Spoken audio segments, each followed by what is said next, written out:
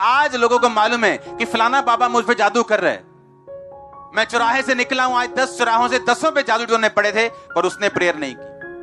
अगर दाऊद जिसने 66 लड़ाइयां लड़ी और 66 जीती, वो इन चीजों को समझता है, स्पिरिचुअल चीजों को, कि वो पानी के पास खड़ा है, उसको पानी के पास लेके जाओ।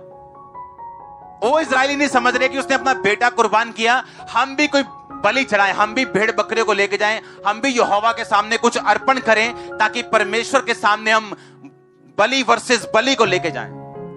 आप अगर सोचते कि सब कुछ परमेश्वर ने करना है, इसीलिए आपकी सिचुएशंस बदलती नहीं, क्योंकि आप परमेश्वर की ओर देख रहे हो और परमेश्वर आपकी ओर देख रहा है कि तुझे कब समझ आएगी कि सिचुएशंस बदलना, परिस्थितियां बदलना तेरे हक में है, तेरे अधिकार में, मेरे नहीं।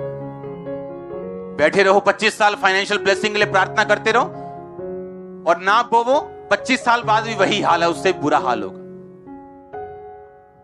करते रहो प्रार्थना, प्रभु मुझे कब दुष्ट आत्मा से आजाद करेगा, और प्रार्थना में घुटने टेक के उसको डंडे ना मारो अगर दुष्ट आत्मा को, वो नहीं जाने वाली। अंगीकार करना पड़ेगा, प्रेयर करनी पड़ेगी, फाइट करनी पड़ेगी। दाऊद राजा, देखो राजा की कुर्सी पे बैठे, कोई ये नहीं कि कर्मचारी है, राजा खुद कुर्सी पे बैठे है और फिर भी कह रहा है कि अगर वो लड़ना चाहता है पानी के पास, तो मैं उसको पानी के पास भेजूंगा।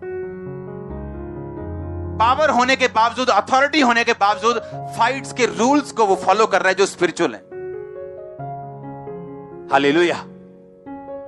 बाइबल कहती है इजरायली लोग जब लड़ने लगे तो हारने लगे, तो मूसा कहता है चलो ऊपर चल के मैं प्रार्थना करता हूं, और 2 जने उसके हाथ को पकड़ते हैं, और लिखा जब हाथ मूसा का ऊपर रहता है इजरायली जीतते हैं, जैसे ही हाथ नीचे आता है इजरायली हारते हैं। ये क्या रूल नहीं है? क्या रूल नहीं है? वही परमेश्वर है, वही इजरायली है, वही उसके दास हैं, वही परमेश्वर का वायदा है, वही भविष्यवाणी है, पर जैसे ही हाथ नीचे आते हैं हारना शुरू करते हैं। हालेलुया। समझ आ रही है कि नहीं? वही इजरायली है कि नहीं? वायदा वही था कि नहीं, मैं तुम्हें कनान में लेके जाऊंगा, था कि नहीं? वही मूसा खड़ा है खुदा का दास के नहीं खड़ा? वही आत्मा के लोग खड़े हैं कि नहीं खड़े? लड़ाई चल रही है कि नहीं चल रही? पर जैसे ही हाथ नीचे आते हैं सारे वायदे गायब हो जाते हैं, क्योंकि खुदा ने तो वायदा कर दिया, लेकिन उस वायदे की डेट, आपका बीज, आपका वर्ड, आपकी डेडिकेशन, आपकी प्रेयर, आपकी होलीनेस उसको डेट देती है। वैसे ही परमेश्वर कहता है हाँ मैं तुझे ब्लेस करूंगा, लेकिन कब करेगा?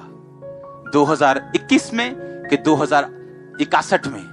वो आप पे निर्भर करता है। प्रभु ने बता दिया मैं ब्लेस करूंगा, उसके बाद कैसे भागना है, कितनी स्पीड से भागना है, कितनी डेडिकेशन से भागना है, ये आप पे डिपेंड करता है, प्रभु परमेश्वर पे नहीं। आपकी ब्लेसिंग किस पे निर्भर करती है? आप लोगों के ऊपर। आपको घुटनों पे आना पड़ेगा अगर जीतना चाहते हो। आमीन। आपको प्रार्थना में रहना पड़ेगा, फुल नाइट, कुछ टाइम निकालो, फुल नाइट प्रेयर।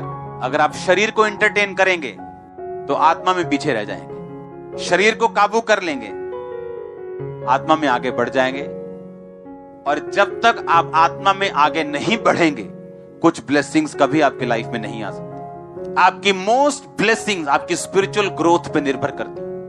अगर कोई आ भी जाए बिना स्पिरिचुअल ग्रोथ के, तो उस पे तलवार लटकी रहती है कि कब आएगी और कब जाएगी मालूम नहीं। आप समझ रहे मेरी बात को?